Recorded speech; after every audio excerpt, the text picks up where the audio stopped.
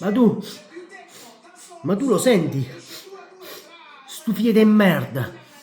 Vi siete cagati sotto, milanisti, vi siete cagati stasera, vi siete cagati sotto, Mamma mia, l'avete ripresa in extremis, l'avete ripresa in extremis.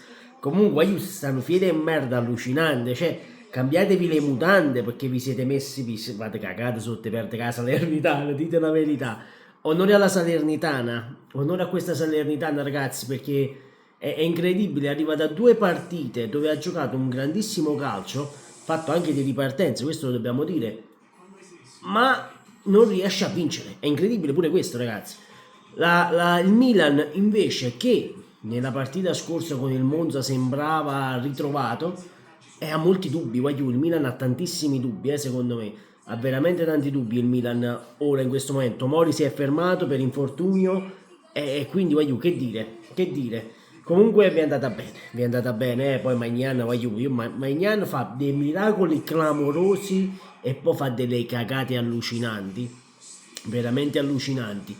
Eh, che dire, Guagliù, che dire, io Leao non segna da 3 mesi, io non so, secondo me è la prima volta che lo metto panchinato al fantacalcio a fare una tripletta, perché se no non si spiega, perché se no non si spiega.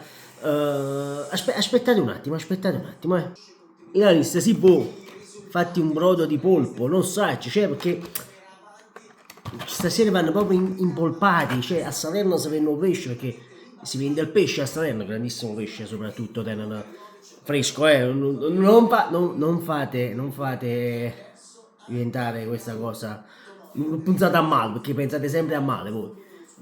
Voglio, che dire, il Milan, io l'ho detto, domani abbiamo una grande opportunità, domani potremmo andare a pari punti della Fiorentina e recuperare altri punti sul Milan. Dai, voglio, domani bisogna vincere per forza. Comunque, milanista, io il polpo te lo do, se vuoi ti do pure la crema di patate, così lo spadello in padella e ti fai polpo su crema di patate, su vellutata di patate. Comunque, aiuto, iscriviti al canale, sempre e comunque Forza Napoli. E comunque, o fiede e merda, o sente sempre.